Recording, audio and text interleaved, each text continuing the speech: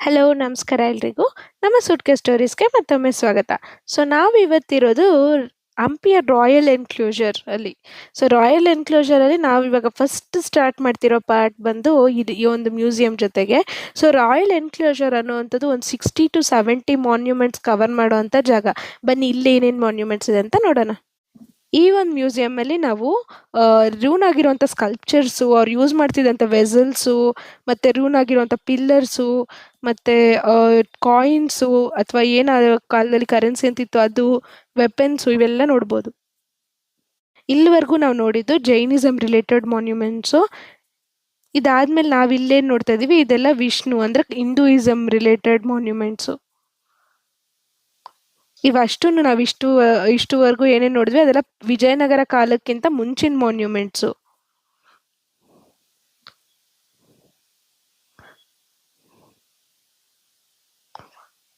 ನೋಡಿ ಎಷ್ಟು ಚೆನ್ನಾಗಿ ಕಾರ್ವಿಂಗ್ಸ್ ಇದೆ ಅಂತ. ಆ ಒಂದು ಗೋಪುರದ್ದು ಶಿಖರ ಆಕೃತಿನ ತಗೊಂಬಂದಿಟ್ಟಿದ್ದಾರೆ ಇಲ್ಲಿ. ಮತ್ತೆ ಇದು ಜೈನ ಬಸದಿಯಲ್ಲಿದ್ದಂಥ ಒಂದು ಜೈನ ತೀರ್ಥಂಕರ ಸ್ಟ್ಯಾಚ್ಯೂಸ್ ಇವೆಲ್ಲನೂ. ಸೊ ಅಲ್ಲಿ ನಾವು ಟೆಂಪಲ್ಸ್ ಅಲ್ಲಿ ಏನೇನು ಮಿಸ್ ಆಗಿರುತ್ತಲ್ವಾ, ರ್ಯೂನ್ ಆಗಿರುವಂಥ ಒಂದು ಐಡಲ್ಸು, ಅದೆಲ್ಲ ಈ ಥರ ಮ್ಯೂಸಿಯಮ್ಸ್ ಅಲ್ಲಿ ಸಿಗುತ್ತೆ ನಿಮಗೆ ಹಂಪಿಲಿ. ಬಿಕಾಸ್ ಅದು ಮೂವೇಬಲ್ ಆಗಿರೋದ್ರಿಂದ ಅಲ್ಲಿ ಬಿಟ್ಟಿಲ್ಲ ಅವರು. ಅದನ್ನ ಪ್ರಿಸರ್ವ್ ಮಾಡೋದಕ್ಕೋಸ್ಕರ ಈ ಥರ ನೋಡಿ, ಇಲ್ಲಿ ಗಣೇಶ ಸ್ಟ್ಯಾಚ್ಯೂ ಇದೆ, ಅದನ್ನೆಲ್ಲ ತೊಗೊಂಬಂದು ಮ್ಯೂಸಿಯಮಲ್ಲಿ ಇಟ್ಟಿದ್ದಾರೆ.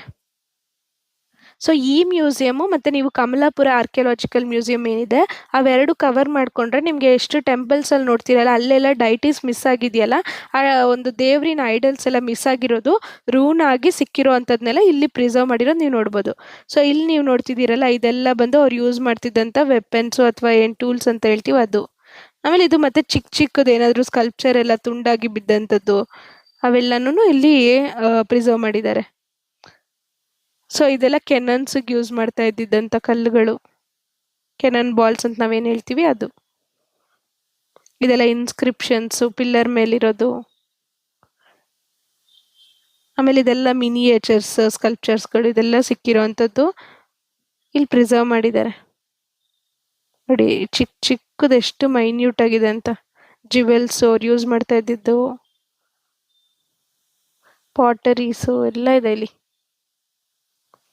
ಸೊ ನಾನು ಆಗಲೇ ಹೇಳ್ದಲ್ಲ, ಈ ಥರ ಎಲ್ಲ ವೆಸಲ್ಸ್ದು ಎಲ್ಲ ನೋಡ್ಬೋದು ಈ ಒಂದು ಮ್ಯೂಸಿಯಮಲ್ಲಿ. ಸೊ ನಾವೀಗಿರೋದು ಒಂದು ಮಾನ್ಯುಮೆಂಟಲ್ ಪ್ಲೇಸ್ ಅಂತ ಹೇಳ್ಬೋದು. ಇಲ್ಲಿ ಹಲವಾರು ಅಟ್ರಾಕ್ಷನ್ಸ್ ಇದೆ.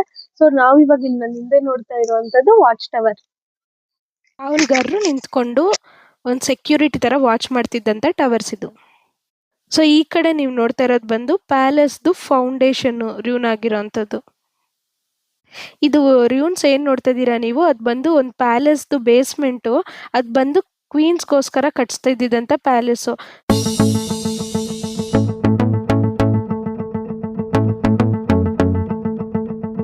ಸೊ ಈಗ ನಾವು ನೋಡ್ತಾ ಇದೀವಲ್ಲ, ಇದು ನಾನು ಹಿಂದೆ ಇರೋಂಥದ್ದು ಲೋಟಸ್ ಮಹಲ್ ಅಂತ. ಇದಕ್ಕೆ ಲೋಟಸ್ ಮಹಲ್ ಅಂತ ಏನಕ್ಕೆ ಹೆಸರು ಅಂದ್ರೆ ಅದು ಲೋಟಸ್ ಶೇಪ್ ಅಲ್ಲಿ ಇರೋದ್ರಿಂದ ಇದು ಕ್ವೀನ್ಸ್ಗೋಸ್ಕರ ಮಾಡಿರೋ ಅಂತ ಒಂದು ಆರ್ಕಿಟೆಕ್ಚರ್. ಬನ್ನಿ ಒಳಗೋಗಿ ಅದ್ರ ವಿಶೇಷ ನೋಡೋಣ. ಇಲ್ಲಿ ನೀವು ಇವಾಗ ನಾವೇನ್ ತೋರಿಸ್ತೀವಿ ಇವತ್ತು, ಎಲಿಫೆಂಟ್ ಸ್ಟೇಬಲ್ಲು ಈ ಕಡೆಗೆ ಒಂದು ಕಾಂಪೌಂಡ್ ರೀತಿ ಇದೆ, ಅದೆಲ್ಲಾನು ಕ್ವೀನ್ಸ್ಗೆ ಅಂಕಿತ. ಇವಾಗ ಇಲ್ಲೇನು ನೋಡ್ತಿದ್ದೀರಾ ಲೋಟಸ್ ಮಹಲ್ ಅಂತ, ಇದು ಸಹ ಕ್ವೀನ್ಸು ಅವ್ರ ರಿಕ್ರಿಯೇಷನಲ್ ಪರ್ಪಸ್ ಅಂದರೆ ಅವರಿಗೆ ಒಂದು ಡ್ಯಾನ್ಸ್ ಆಗಿರ್ಬೋದು, ಸಿಂಗಿಂಗ್ ಆಗಿರ್ಬೋದು, ಅದಕ್ಕೋಸ್ಕರ ಇದನ್ನ ಕಟ್ಸಿರೋದು. ಇದ್ರ ಹೆಸರು ಲೋಟಸ್ ಮಹಲ್ ಯಾಕೆ ಅಂದರೆ ಇದು 7 ಪೆಟಲ್ ರೀತಿ, 7 ಈ ಥರ ಒಂದು ನೀವು ಗೋಪುರ ಟೈಪ್ ಏನು ನೋಡ್ತೀರಾ ಆ ಥರ 7 ಸೈಡ್ಸ್ ಇದೆ ಇದಕ್ಕೆ. ಸೊ ಹಾಗಾಗಿ ಇದು ಲೋಟಸ್ ಥರ ಕಾಣುತ್ತೆ ದೂರದಿಂದ, ಅದಕ್ಕೆ ಇದನ್ನ ಲೋಟಸ್ ಮಹಲ್ ಅನ್ನೋದು. ಆಮೇಲೆ ಇದು ತಣ್ಣಗಿರಬೇಕು ಅಂತ ಹೇಳಿ ಅವರು ರಿಕ್ರಿಯೇಷನಲ್ ಪರ್ಪಸ್ ಯೂಸ್ ಮಾಡ್ತಿದ್ರಲ್ಲ, ರಾಜರು ರಾಣಿಯರಿಗಂತ ಕಟ್ಸಿರೋವಂಥದ್ದು. ಸೊ ಅದು ತಣ್ಣಗಿರ್ಬೇಕು ಅಂತ ಒಳಗೆ ಎಲ್ಲ ಪೈಪ್ಲೈನ್ಸ್ ಇಂದ ನೀರು ಬರೋ ಥರ ಮಾಡಿದ್ರಂತೆ. ಸೊ ಆಗಿನ ಕಾಲದಲ್ಲಿ ತಣ್ಣಗಿರ್ತಿತ್ತಂತೆ ಇದ್ರೊಳಗೆ ಇದ್ರೆ ಅವರು. ಸೊ ಇಲ್ಲಿ ರಾಣಿಯರಿರೋದ್ರಿಂದ ಆ ವಾಚ್ ಟವರ್ಸ್ ಏನಿದೆ ಆ ಥರ 3 ವಾಚ್ ಟವರ್ಸ್ ಇದೆ ಇದಕ್ಕೆ. 3 ವಾಚ್ ಟವರ್ಸು ಫಸ್ಟ್ ನಾವು ತೋರಿಸುವಲ್ಲ ಅದು ಬಂದು 3 ಫ್ಲೋರ್ ಇರೋವಂಥ ವಾಚ್ ಟವರು. ಸೊ ಅವರಿಗೊಂದು ಸೆಕ್ಯೂರಿಟಿ ಪರ್ಪಸ್ಗೋಸ್ಕರ ಈ ಒಂದು ವಾಚ್ ಟವರ್ಸ್ ಕಟ್ಸಿರೋವಂಥದ್ದು.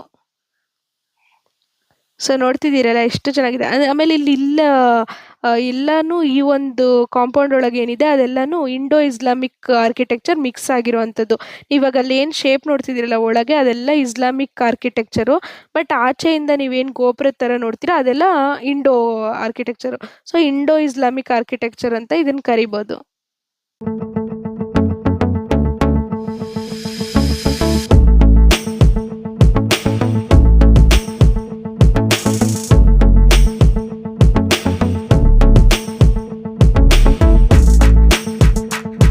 ಸೊ ಇದು ಸಹ ಒಂದು 15-16 ಸೆಂಚುರಿಯಲ್ಲಿ ಕಟ್ಸಿರುವಂಥ ಮಾನ್ಯುಮೆಂಟು. ಆ್ಯಂಡ್ ಇದು ಏನು ಅಂದರೆ ಏನೂ ಹಾಳು ಮಾಡಿಲ್ಲ. ಒಂದು 1565 ಇನ್ಸಿಡೆಂಟಲ್ಲಿ ಏನೂ ಹಾಳಾಗದಿರೋ ಇರೋವಂಥ ಒಂದು ಫ್ಯೂ ಮಾನ್ಯುಮೆಂಟ್ಸಲ್ಲಿ ಇದು ಒಂದು ಅಂತ ಹೇಳ್ಬೋದು.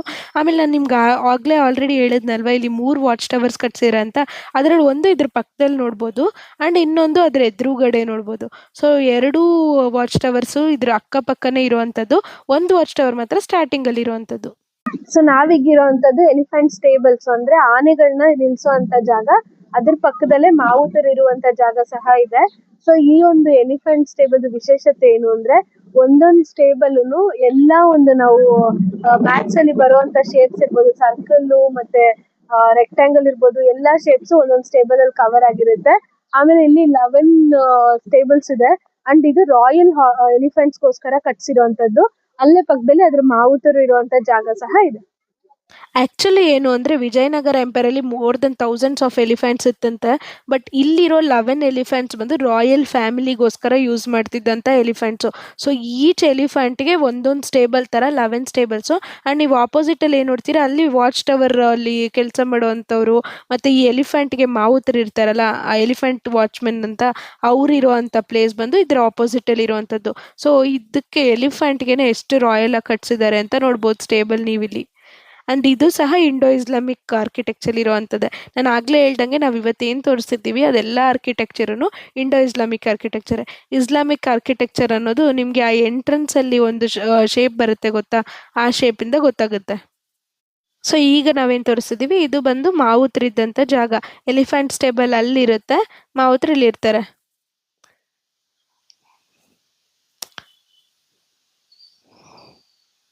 ಸೊ ಇಲ್ಲಿ ನೋಡ್ತಿದ್ದೀರಲ್ಲ ನೀವು, ಇಲ್ಲಿ ಅವರಿಗೆ ಫುಲ್ಲು ವಸತಿ ಎಲ್ಲನೂ ಇದೆ.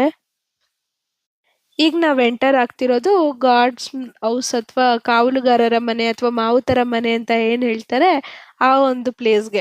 ಸೊ ಈ ಒಂದು ಮಾವುತರ ಮನೆ ಅಥವಾ ಕಾವಲುಗಾರರ ಮನೆಯಲ್ಲಿ ಏನು ವಿಶೇಷ ಅಂದರೆ ಬರೀ ನಾವು ಅಲ್ಲಿರೋ ಆರ್ಕಿಟೆಕ್ಚರ್ ನೋಡೋದಷ್ಟೇ ಅಲ್ಲ, ಅಲ್ಲಿ ಎಷ್ಟೊಂದು ಮಾನ್ಯುಮೆಂಟ್ಸು ಸಹ ಡಿಸ್ಪ್ಲೇಗೆ ಇಟ್ಟಿದ್ದಾರೆ. ಸೊ ಇಲ್ಲಿ ನೋಡ್ತಿದ್ದೀರ ನೀವು ಈ ಥರ ಆಂಜನೇಯನ ವಿಗ್ರಹ ಈ ಥರದ್ದೆಲ್ಲ ನೋಡ್ಬೋದು ಒಳಗೆ ನಾವು. ಸೊ ಒಂದು ಆರ್ಕಿಟೆಕ್ಚರ್ ಅಷ್ಟೇ ನೋಡೋದಲ್ದಿರ ಇನ್ನಷ್ಟು ಸ್ಕಲ್ಪ್ಚರ್ಸ್ ಕೂಡ ನೋಡ್ಕೊಂಬರ್ಬೋದು.